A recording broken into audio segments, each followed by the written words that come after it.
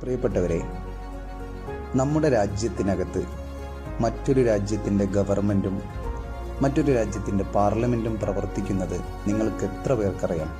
എങ്കിൽ അങ്ങനെ ഒരു കാര്യമുണ്ട്. ടിബറ്റിൻ്റെ പാർലമെൻറ്റും ടിബറ്റൻ ഗവൺമെൻറ്റും പ്രവാസി ഗവൺമെൻറ്റും ഇന്ത്യയുടെ പ്രദേശമായ ഹിമാചൽ പ്രദേശിലെ ധർമ്മശാലയിൽ പ്രവർത്തിക്കുന്നുണ്ട്. കഴിഞ്ഞ കുറച്ച് ദിവസങ്ങളായി ഞങ്ങൾ ഹിമാചൽ പ്രദേശിലെ ധർമ്മശാലയിലായിരുന്നു. ധർമ്മശാലയിൽ പോയപ്പോൾ ടിബറ്റൻ പാർലമെൻറ്റും ടിബറ്റൻ ഗവൺമെൻറ്റിൻ്റെയും പ്രവർത്തനങ്ങൾ സന്ദർശിക്കാൻ ഞങ്ങൾ പോയി. അന്നേ ദിവസം പാർലമെൻറ്റിൻ്റെ സമ്മേളനം നടക്കുന്നതിനാൽ ഞങ്ങൾക്ക് പാർലമെൻറ്റിൻ്റെ അകത്തേക്ക് കയറാൻ സാധിച്ചില്ല. എങ്കിലും ഞങ്ങൾക്ക് ടിബറ്റൻ മ്യൂസിയത്തിലേക്ക് കയറാൻ സാധിക്കുകയും അവിടെ നിന്നുള്ള കാഴ്ചകൾ പകർത്താനും സാധിച്ചു. ടിബറ്റൻ മ്യൂസിയത്തിലേക്ക് ഞങ്ങൾ കടന്നതോടുകൂടി ടിബറ്റിൻ്റെ വളരെ പ്രധാനപ്പെട്ട ചരിത്രങ്ങൾ ഞങ്ങൾക്ക് മനസ്സിലാക്കാൻ സാധിച്ചു.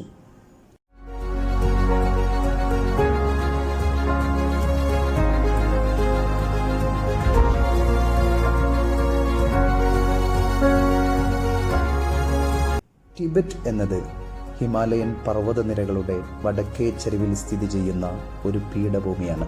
ലോകത്തിലെ ഏറ്റവും ഉയരം കൂടിയ ഒരു സ്ഥലമായ ടിബറ്റിനെ ലോകത്തിൻ്റെ മേൽക്കൂര എന്നാണ് വിശേഷിപ്പിക്കുന്നത്.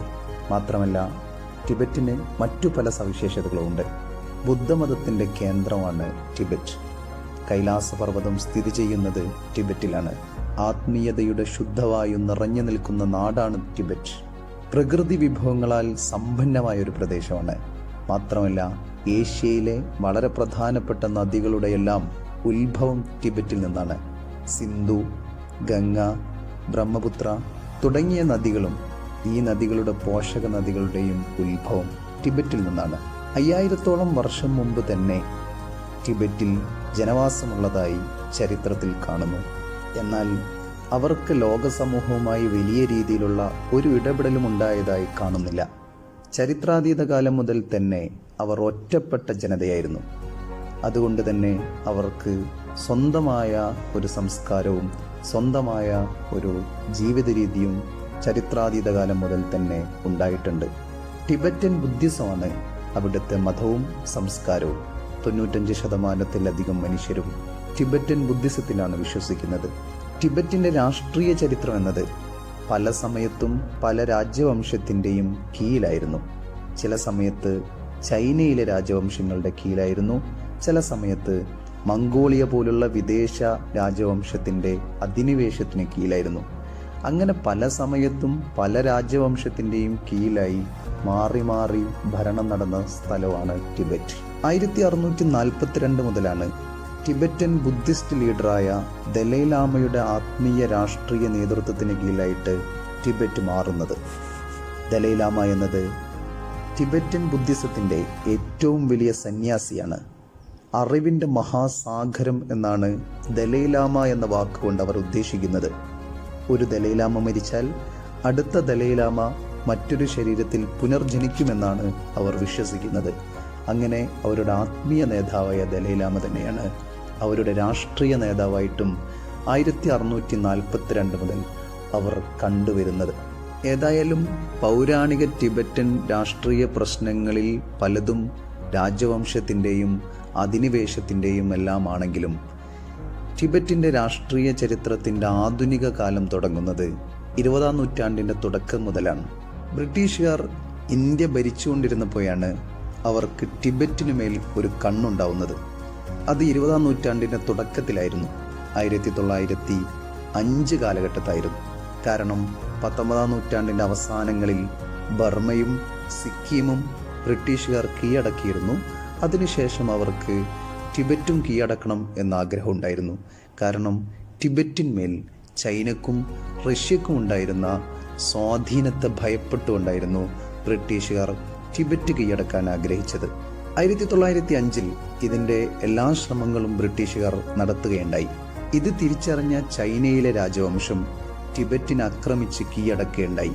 ഇതോടെ ബ്രിട്ടനും ചൈനയിലെ രാജവംശവും തമ്മിൽ ടിബറ്റിനു വേണ്ടി വലിയ തർക്കമുണ്ടായി. ഈ തർക്കത്തിൻ്റെ ഭാഗമായി ബ്രിട്ടനും ചൈനയിലെ രാജവംശവും തമ്മിൽ 1906 ഒരു കരാറിൽ ഒപ്പുവെച്ചു. ഈ കരാറിൻ്റെ ഭാഗമായിട്ട് ടിബറ്റിൻ്റെ മുകളിലുള്ള ചൈനയുടെ അധികാരം ബ്രിട്ടൻ അംഗീകരിക്കുകയുണ്ടായി. എന്നാൽ 1911 സൻ യാട്സന്റെ നേതൃത്വത്തിൽ ചൈനയിൽ ജനാധിപത്യ വിപ്ലവം നടന്നു. ഈ വിപ്ലവത്തോടെ ചൈനയിൽ രാജ്യഭരണം അവസാനിക്കുകയും ജനാധിപത്യ ഗവൺമെൻറ് നിലവിൽ വരികയും ചെയ്തു. ഈ സമയത്ത് ടിബറ്റിന് വീണ്ടും സ്വാതന്ത്ര്യം ലഭിക്കുകയുണ്ടായി. പിന്നീട് 1949 ചൈനയിൽ കമ്മ്യൂണിസ്റ്റ് വിപ്ലവം നടന്നു. കമ്മ്യൂണിസ്റ്റ് നേതാവായ മാവോ സേതുങ് അധികാരത്തിൽ വന്നു. പുതിയ ചൈന നിലവിൽ വന്നതോടുകൂടി 1950കളിൽ ചൈന വീണ്ടും ടിബറ്റിന് മുകളിൽ അവകാശവാദം ഉന്നയിച്ചു. ഇതോടെ വീണ്ടും ടിബറ്റും ചൈനയും തമ്മിൽ തർക്കങ്ങൾ ആരംഭിച്ചു. ഈ തർക്കത്തിൻ്റെ അവസാനമായി ടിബറ്റൻ ഗവൺമെൻറ്റും ചൈനീസ് ഗവൺമെൻറ്റും 17 പോയിന്റ് അഗ്രിമെൻ്റ് കരാറിൽ ഒപ്പുവെച്ചു. ഈ അഗ്രിമെൻറ്റിൽ പറയുന്നത് ടിബറ്റ് ചൈനയുടെ ഭാഗമാണ്. എന്നാൽ ടിബറ്റ് ഒരു സ്വയംഭരണ പ്രദേശമായിരിക്കും. ടിബറ്റിൻ്റെ ഭരണപരമായ കാര്യങ്ങളിൽ അനാവശ്യമായി ചൈന ഇടപെടില്ല. എന്നാൽ ചൈനയുടെ ഗവൺമെൻറ്റിൻ്റെ കൺട്രോൾ എല്ലായ്പ്പോഴും ടിബറ്റിന് മുകളിൽ ഉണ്ടായിരിക്കും. ഇതായിരുന്നു 17 പോയിന്റ് അഗ്രിമെൻ്റ് എന്നത്. ഇതിൽ ചൈനീസ് ഗവൺമെൻറ്റും ടിബറ്റൻ ഗവൺമെൻറ്റും ഒപ്പുവെക്കുകയുണ്ടായി. എന്നാൽ ഈ അഗ്രിമെൻ്റ് ബലം പ്രയോഗിച്ച് ഒപ്പുവെപ്പിച്ചതാണ് എന്ന് ടിബറ്റൻ ഗവൺമെൻറ് പറഞ്ഞു. ഇതോടെ ടിബറ്റിൽ ചൈനയ്ക്കെതിരെയുള്ള വിമത സ്വരങ്ങളും ശക്തമായി ഉയർന്നു വന്നു. ഈ വിമത സ്വരങ്ങൾക്ക് അമേരിക്കയുടെയും വലിയ പിന്തുണയുണ്ടായി. ഇതോടെ ചൈനയും ടിബറ്റിലെ വിമത ഗ്രൂപ്പുകളും തമ്മിൽ ശക്തമായ യുദ്ധങ്ങൾ ആരംഭിച്ചു. ഗറില്ല യുദ്ധങ്ങളായിരുന്നു ഉണ്ടായത്. ഇത് തുടർന്നതോടെ ദലൈലാമയുടെ ജീവനും ഭീഷണിയുണ്ടായി. ചൈനീസ് അധിനിവേശം ശക്തമായതോടുകൂടി 1959 മാർച്ച് 30 ദലൈലാമയും സംഘവും ഇന്ത്യയിലേക്ക് പലായനം ചെയ്തു. ഇതോടെ ഇന്ത്യ അവർക്ക് രാഷ്ട്രീയ അഭയം നൽകി. ദലൈലാമയും സംഘവും ഇന്ത്യയിലെ ധർമ്മശാല ആസ്ഥാനമായി ടിബറ്റൻ പ്രവാസി ഗവൺമെൻറ് സ്ഥാപിക്കേണ്ടായി. ആ ഗവൺമെൻറ്റാണ് ഇന്നും ഹിമാചൽ പ്രദേശിലെ ധർമ്മശാലയിൽ പ്രവർത്തിക്കുന്നത്. വളരെ വിശാലമായ ഗവൺമെൻറ് സംവിധാനമാണ് അവിടെ പ്രവർത്തിക്കുന്നത്.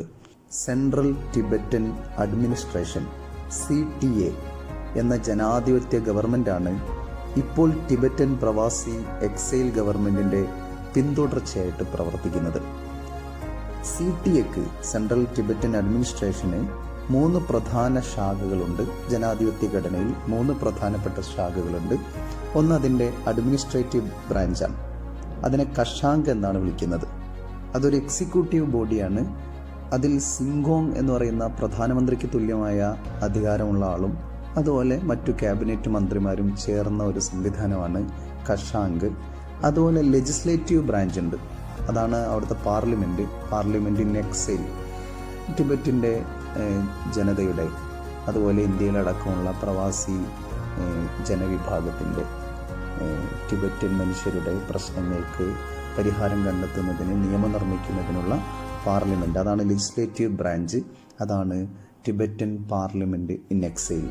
മറ്റൊന്ന് അതിൻ്റെ ജുഡീഷ്യൽ സംവിധാനമുണ്ട്. അവരുടെ കോടതി സംവിധാനം അതും പ്രവർത്തിക്കുന്നുണ്ട്. അങ്ങനെ വളരെ ജനാധിപത്യപരമായ രീതിയിലാണ് അവിടെ പ്രവർത്തിക്കുന്നത്. ടിബറ്റൻ ഗവൺമെൻറ് പ്രവർത്തിക്കുന്നത്, പ്രവാസി ഗവൺമെൻറ് പ്രവർത്തിക്കുന്നത്. ഓരോ ഡിപ്പാർട്ട്മെൻറ്റായിട്ട് തന്നെ അവർ പ്രവർത്തിക്കുന്നുണ്ട്. എഡ്യൂക്കേഷൻ ഡിപ്പാർട്ട്മെൻറ്റ്, അതേപോലെ ആരോഗ്യ വകുപ്പ്, അങ്ങനെ വ്യത്യസ്തമായ ഡിപ്പാർട്ട്മെൻറ്റുകളായിട്ട് തന്നെയാണ് അത് വളരെ കൃത്യമായിട്ട് പ്രവർത്തിക്കുന്നത്. 2011 വരെ ടിബറ്റൻ ഗവൺമെൻറ്റിൻ്റെ തലവനായിട്ട് ദലൈലാമ തന്നെയാണ് പ്രവർത്തിച്ചത്. 2011 ഭരണരംഗത്ത് നിന്ന് ദലൈലാമ വിരമിക്കുകയുണ്ടായി. ടിബറ്റൻ ജനതയുടെ ജീവിതവും സംസ്കാരവുമെല്ലാം വളരെ വിപുലമായിട്ട് തന്നെയാണ് ധർമ്മശാലയിലുള്ള ഈ മ്യൂസിയത്തിൽ അടയാളപ്പെടുത്തിയിരിക്കുന്നത്. ടിബറ്റൻ മനുഷ്യരുടെ ചരിത്രം, സംസ്കാരം, ഭക്ഷണരീതി, സാഹിത്യം, കല, സംഗീതം, ശാസ്ത്ര സാങ്കേതിക കണ്ടെത്തലുകൾ, വൈദ്യശാസ്ത്ര രംഗത്തെ മുന്നേറ്റങ്ങൾ തുടങ്ങി വിപുലമായ ശേഖരം തന്നെയാണ് ഈ മ്യൂസിയത്തിൽ നമുക്ക് കാണാൻ സാധിക്കുന്നത്.